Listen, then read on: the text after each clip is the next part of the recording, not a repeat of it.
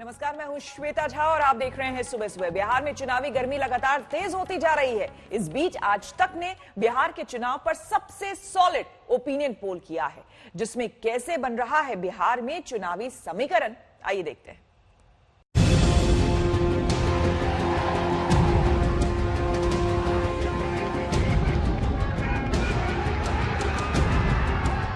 भ्रमित होने की जरूरत नहीं है। एक एक काम करके किस तरह से प्रगति के रास्ते पर हम लोगों ने बिहार को आगे बढ़ाने की कोशिश की है,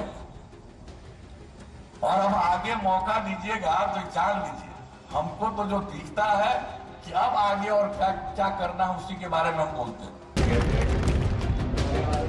हैं। नीतीश कुमार बिहार को नए सपने दिखा रहे हैं और नए सपनों के लिए फिर से मौका मांग रहे हैं। CSDS लोकनीति के ओपिनियन पोल ने बताया है, नीतीश कुमार को बिहार एक मौका और देने वाला है। ओपिनियन पोल के मुताबिक नीतीश के NDA गठबंधन को 38% वोट मिल सकते हैं, तेजस्वी के महागठबंधन को 32% वोट मिल सकते हैं। 6 दलों वाले गठबंधन grand democratic secular front GDSF को 7% वोट मिल सकते हैं। चिराग पासवान की लोक जनशक्ति पार्टी को 6% वोट मिल सकते हैं। सभी योजनाओं को, की नीतियों को, यानी चुनावी रेस में नीतीश कुमार सबसे आगे हैं। उन्हें अभी कोई खतरा नहीं है। NDA बहुत कंफर्टेबल पोजीशन में है। ओपिनियन पोल के वोट शेयर को सीटों में बदलकर देखा जाए तो नीतीश कुमार बहुमत के साथ फिर से सत्ता में वापसी करेंगे। बिहार की कुल 243 विधानसभा सीट में NDA को 133 से 143 सीट मिल सकती है। बहुमत का आंकड़ा 122 है, यानी बहुमत के आंकड़े तक आराम से नीतीश पहुंच जाएंगे। तेजस्वी के महागठबंधन को 88 से 98 सीटें मिल सकती हैं। चिराग की LJP 2 से 6 सीटों पर सिमट सकती है। लेकिन इस ओपिनियन पोल से दूसरे बड़े संकेत भी मिल रहे हैं। ये संकेत नीतीश कुमार के लिए बहुत बड़ी चुनौती की तरह है। वो सत्ता में तो वापस आ जाएंगे, लेकिन उनकी पॉपुलैरिटी गिरी है। 2015 में 80% लोग नीतीश सरकार के कामकाज से संतुष्ट थे। 2020 के इस ओपिनियन पोल में यह आंकड़ा गिरकर 52% हो गया है। 2015 में सिर्फ 18% लोग ही नीतीश सरकार से नाखुश थे। 2020 के ओपिनियन पोल में नीतीश से नाखुश लोगों का प्रतिशत 44 हो गया। नीतीश कुमार के लिए सिर्फ यही चुनौती नहीं है, तेजस्वी भी एक चुनौती है। नीतीश कुमार की पॉपुलैरिटी का ग्राफ गिरा है तो तेजस्वी की पॉपुलैरिटी बढ़ी है। बेहतर मुख्यमंत्री के लिए नीतीश कुमार अब भी नंबर 1 है। उन्हें 31% लोग सबसे बेहतर मानते हैं, लेकिन 27% लोग तेजस्वी में भी संभावनाएं देखते हैं। ये नीतीश से ज्यादा बड़ा अंतर नहीं है। इस रेस में चिराग पासवान हो या सुशील मोदी, दूसरे नेता दूर दूर तक नहीं है। SDS लोकनीति के ओपिनियन पोल में लोगों ने विकास और बेरोजगारी को सबसे बड़ा मुद्दा बताया है। 29% लोग विकास को सबसे बड़ा चुनावी मुद्दा मानते हैं। 20% लोगों के लिए बेरोजगारी सबसे बड़ा चुनावी मुद्दा है। महंगाई, गरीबी और शिक्षा नेताओं के एजेंडे में हो न हो, जनता के एजेंडे में है। इसमें बेरोजगारी पर तेजस्वी यादव लगातार नीतीश कुमार को घेर रहे हैं। तेजस्वी 10 लाख युवाओं को सरकार में आते ही नौकरी देने की बात कर रहे हैं। ये बिहार को प्रभावित करने वाला बड़ा मुद्दा है, इसलिए नीतीश भी जवाब दे रहे हैं। हमने जो वादा किया है उसको तो पहले ही कैबिनेट मीटिंग में हम प्रॉमिस कर रहे हैं कि हम पूरा करेंगे। 10 लाख रोजगार। न कोई जानकारी है कि कहाँ होगा। आजकल हम देखते हैं कहता है इतना लोगों को नौकरी दे। अच्छा, ऐसा कहीं है कोई दुनिया में जी? आप उतने लोगों को नौकरी दोगे तो बाकी को कार्य दोगे, सबको दे दो। आप पैसा कहां से लाओगे? जिसके चलते अंदर गए उसी पैसा से होगा, तो पैसा आएगा कहां से? ऊपर से आएगा? कहां से आएगा? कि नकली नोट मिलेगा? क्या मिलेगा?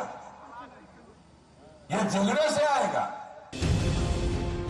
बेरोजगारी का मुद्दा कहीं हावी न हो जाए, नीतीश कुमार को इस बात का डर है, इसलिए वो इस मुद्दे की हवा निकाल रहे हैं और तेजस्वी यादव पर सीधे हमले कर रहे हैं।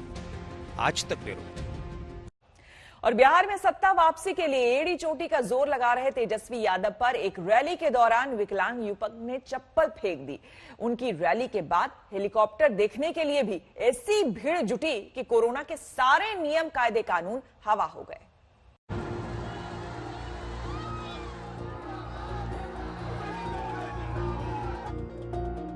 बिहार में वोटरों को लुभाने के लिए नेता एड़ी चोटी का जोर लगा रहे हैं।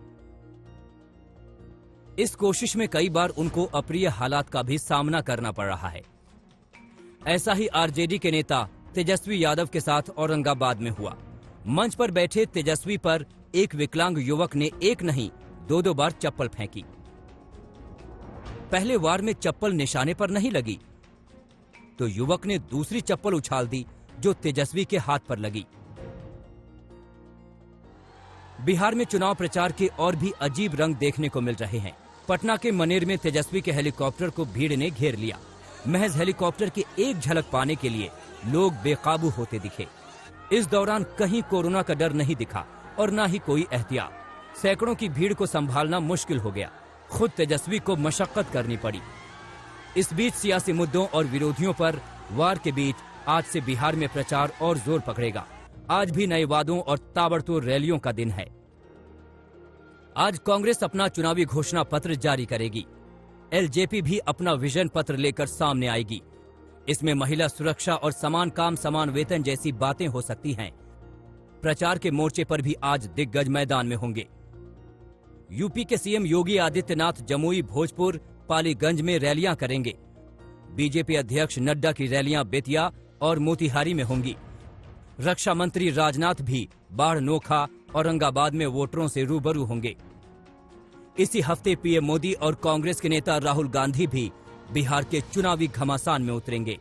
आज तक ब्यूरो। बिहार चुनाव में बीजेपी के स्टार प्रचारक और उत्तर प्रदेश के मुख्यमंत्री योगी आदित्यनाथ ने प्रचार की कमान संभाल ली है। योगी बिहार में चुनावी एजेंडे में राम मंदिर को भी ले आए, तो वहीं बंगाल में जेपी नड्डा ने सीएए लागू करने पर जो बयान दिया, उसकी चिंगारियां भी लगातार दिखाई दे रही हैं।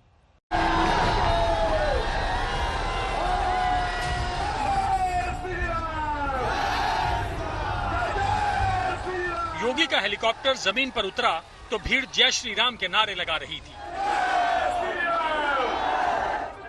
योगी ने मंच संभाला तो राम के नाम से शुरुआत की। योगी भीड़ की नब्ज पकड़ चुके थे।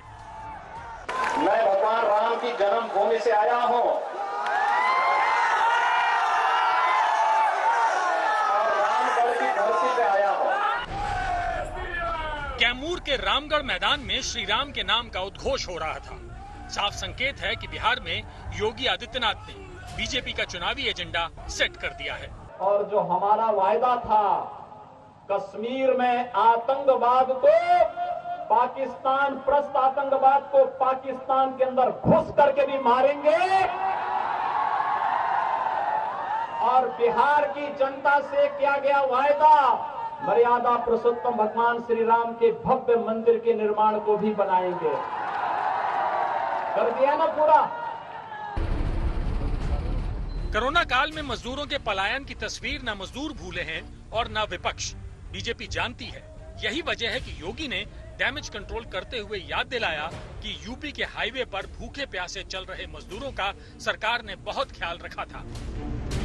हमने कहा था उत्तर प्रदेश सरकार के सभी अधिकारियों से कि भाई देखो, बिहार के लोग हमारे अपने लोग हैं, इनको उत्तर प्रदेश शासन की गाड़ी से बिहार के अंदर भेजने की व्यवस्था करिए, क्योंकि ये हमारे मेहमान हैं।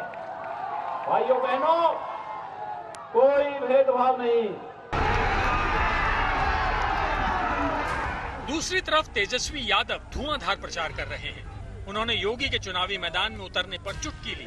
कहा, नीतीश पर भरोसा नहीं रहा क्या? धर्म की राजनीति की जगह रोजगार पर बात क्यों नहीं होती?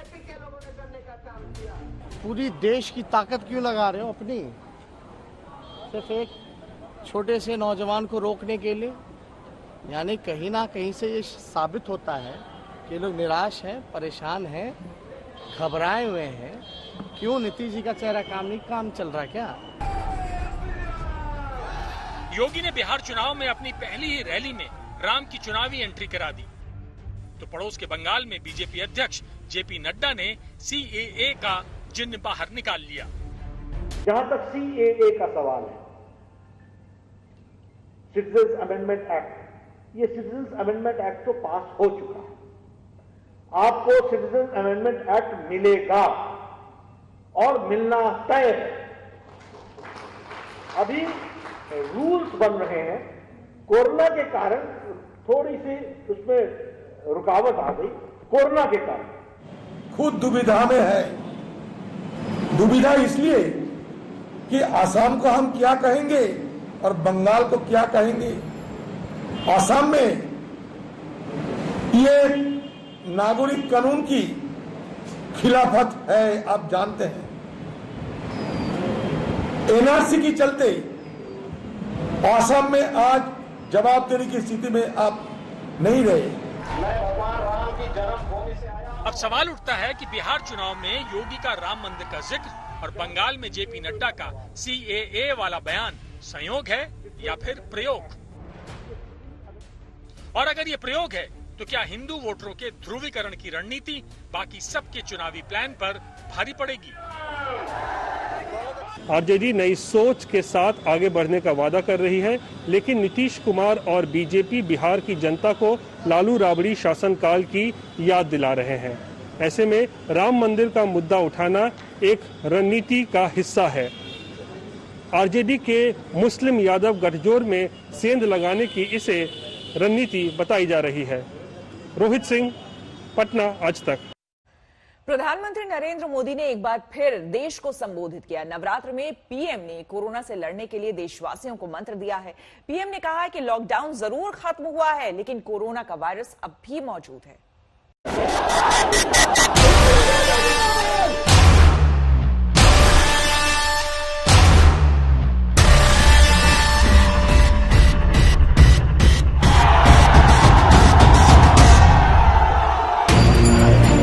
ये त्योहार का मौसम है।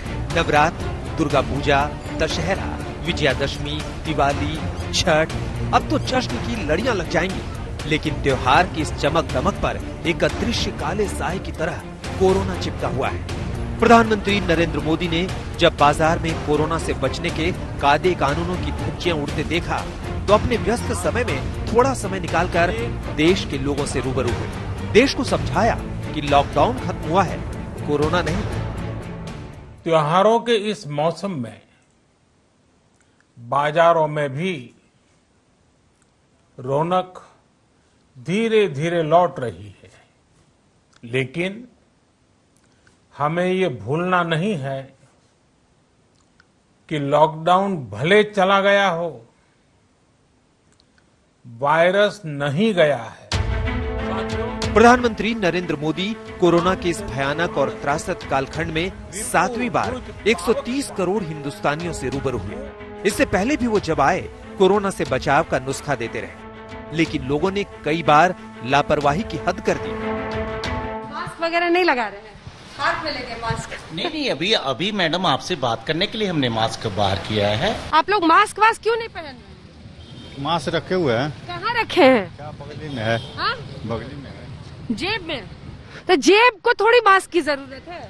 अरे दिन भर तो लगे ही रहते हैं मैडम। बिहार में चुनाव है। चुनाव आयोग का फरमान है कि कोरोना से बचाव के नियमों में कोई ढील नहीं होगी, लेकिन लोग हैं कि मानते नहीं। आप लोग भी मास्क नहीं पहन रहे? पहन रहे हैं। अभी अंदर में हम लोग खोल के रखे हैं। अंदर रखे हैं तो टेबल कुर्सी को थोड़ी मास्क से बचना है, कोरोना से तो आपको बचना है। अभी तुरंत खोल के रखे।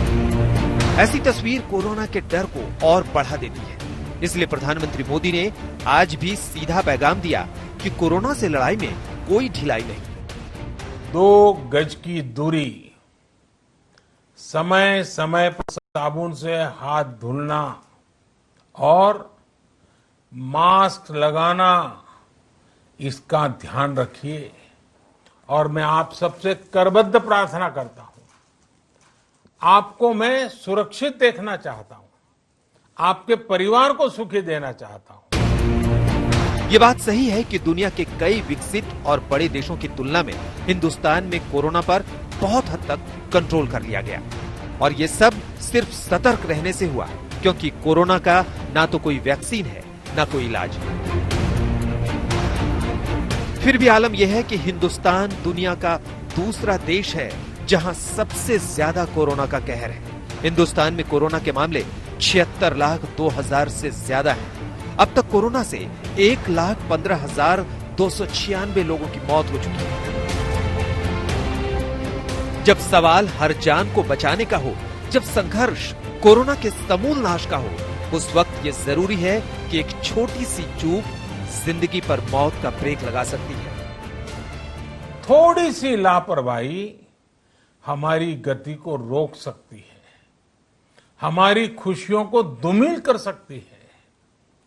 जीवन की जिम्मेदारियों को निभाना और सतर्कता, ये दोनों साथ साथ चलेंगे तभी जीवन में खुशियां बनी रहेगी। प्रधानमंत्री नरेंद्र मोदी ने एक बार कहा था कि कोरोना आपदा है, लेकिन इस आपदा में अवसर भी हिंदुस्तान तलाश लेगा। लोग सतर्क रहकर काम करें, इस मिशन से लॉकडाउन हटाया गया था। लेकिन ये तस्वीर देश की राजधानी दिल्ली के पब और बार की है, जहां कोई नियम कानून नहीं है। प्रधानमंत्री मोदी ने एक गार्जियन की तरह रामचरितमानस का उदाहरण देकर समझाया कि किसी भी रोग को हल्के में नहीं लेना चाहिए। जैसे रामचरितमानस में बहुत बड़ी बात कही गई है, रिपु रुज पावक पाप, रिपु रुज पावक पाप, प्रभु अहि गनीय न छोट करी, अर्थात आग, शत्रु, पाप यानी कि गलती और बीमारी, इन्हें कभी छोटा नहीं समझना चाहिए। मार्च के महीने में कोरोना ने देश में दस्तक दी थी। उसकी आहट आई कि प्रधानमंत्री नरेंद्र मोदी ने देश के सामने अलार्म का बटन दबा दिया था। आज फिर कबीर के दोहे से भी समझाया कि जब तक कोरोना चला नहीं जाता, उसके खतरे को लेकर संजीदा रहने की जरूरत है। संत कबीरदास जी ने कहा है, पक्की खेती देख के, पक्की खेती देख के गर्व किया किसान, अजहू जोला बहुत है, अजहू जोला बहुत है, घर आवे तब जान।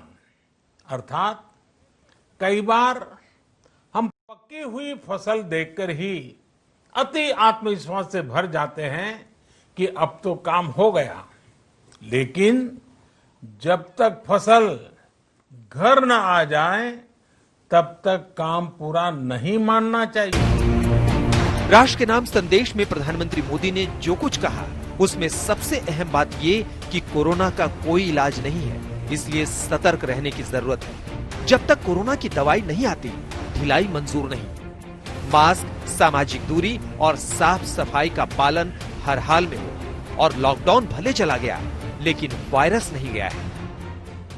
ये समय ये मान लेने का नहीं है कि कोरोना चला गया या फिर अब कोरोना से कोई खतरा नहीं है। प्रधानमंत्री नरेंद्र मोदी का ये कोरोना से बचाव मंत्र उस समय आया है जब कोरोना से जंग में लोगों में सुस्ती आने लगी है। पीएम मोदी ने बताया कि अभी कोरोना का कहर गया नहीं है। आज तक ब्यूरो। प्रधानमंत्री नरेंद्र मोदी ने कोरोना को लेकर यह हिदायत दोहराई है कि जब तक दवाई नहीं तब तक ढिलाई नहीं। वहीं उन्होंने वैक्सीन को लेकर भी देशवासियों को आश्वस्त किया है। पीएम मोदी ने कहा है कि वैक्सीन को जन जन तक पहुंचाने के लिए उपाय किए जाएंगे। जब तक दवाई नहीं तब तक ढिलाई नहीं। इस हिदायत के साथ ही पीएम मोदी ने साफ कर दिया कि कोरोना की महामारी को फिलहाल रोकने का एक ही तरीका है और वो है इससे बचाव के उपायों को सख्ती से अपनाना। जब तक वैक्सीन नहीं बन जाती तब तक लापरवाही की गुंजाइश नहीं है। जब तक इस महामारी की वैक्सीन नहीं आ जाती, हमें कोरोना से अपनी लड़ाई को रत्ती भर भी कमजोर नहीं पड़ने देना है। इस चेतावनी के साथ ही पीएम मोदी ने अपने बयान से उम्मीद भी जगाई। दुनिया ही नहीं, देश में भी वैक्सीन बनाने को लेकर युद्ध स्तर पर काम जारी है। देश में भी कई स्तर पर वैक्सीन बनाने का काम चल रहा है। बरसों बाद हम ऐसा होता देख रहे हैं कि मानवता को बचाने के लिए युद्ध स्तर पर पूरी दुनिया में काम हो रहा है। अनेक देश इसके लिए काम कर रहे हैं। हमारे देश के वैज्ञानिक भी वैक्सीन के लिए जी जान से जुटे हैं। भारत में अभी कोरोना की कई वैक्सीन पर काम चल रहा है। इनमें कुछ एडवांस स्टेज पर हैं, आशास्पद स्थिति दिखती है। ऐसी उम्मीद है कि अगले साल तक देश में कोरोना का टीका आ सकता है। देश के स्वास्थ्य मंत्री हर्षवर्धन ने कहा है कि सीरम इंस्टीट्यूट ऑफ इंडिया और भारत बायोटेक आने वाले महीनों में इंट्रानेजल यानी नाक के जरिए कोरोना वैक्सीन देने का आखिरी ट्रायल शुरू करेंगे। आखिरी दौर के ट्रायल में आमतौर पर हजारों लोग स्वेच्छा से शामिल होते हैं। इनकी संख्या कभी कभी 30,000 से 40,000 भी होती है। डॉक्टर हर्षवर्धन के मुताबिक अब तक नाक के जरिए वैक्सीन देने का कोई ट्रायल नहीं चल रहा था। कोरोना काल में देश के नाम अपने 7वें संबोधन में पीएम मोदी ने बताया कि वैक्सीन बनते ही सरकार उसे हर भारतीय तक पहुंचाने की तैयारी कर रही है। साथियों, कोरोना की वैक्सीन जब भी आएगी वो जल्द से जल्द प्रत्येक भारतीय तक कैसे पहुंचे, इसके लिए भी सरकार की तैयारी जारी है। एक एक नागरिक तक वैक्सीन पहुंचे, इसके लिए तेजी से काम हो रहा है। स्वदेशी वैक्सीन में वक्त लग सकता है। उससे पहले रूस की कोरोना वैक्सीन स्पुतनिक 5 आ सकती है। भारत में रूसी कोरोना वैक्सीन के क्लिनिकल ट्रायल को भी मंजूरी दे दी गई है। भारतीय दवा महानियंत्रक ने कोरोना वायरस के खिलाफ रूस की वैक्सीन स्पुतनिक 5 के दूसरे और तीसरे चरण के क्लिनिकल ट्रायल के लिए मंजूरी दे दी है। हैदराबाद की डॉक्टर रेड्डीज लेबोरेटरीज यानी DRL और रूस की कंपनी RDIF के बीच भारत में ट्रायल और वितरण को लेकर करार हुआ है। ऐसा ही करार मैनकाइंड फार्मा ने भी किया है। लेकिन वैक्सीन को लोगों तक पहुंचाने के काम पर सरकार का नियंत्रण होगा। पीएम मोदी ने कहा कि भारत वैक्सीन डिलीवरी सिस्टम की पूरी व्यवस्था बनाने में जुटा है। इसके लिए खास कमेटी बनी है। भारत के अलावा दुनिया भर में बनने वाली वैक्सीन पर इस कमेटी की नजर है। इस बीच ये देखना भी दिलचस्प है कि कोरोना वैक्सीन की रेस में कौन आगे है। ऑक्सफर्ड एस्ट्राजेनेका की वैक्सीन पर दुनिया भर की नजरें टिकी हैं।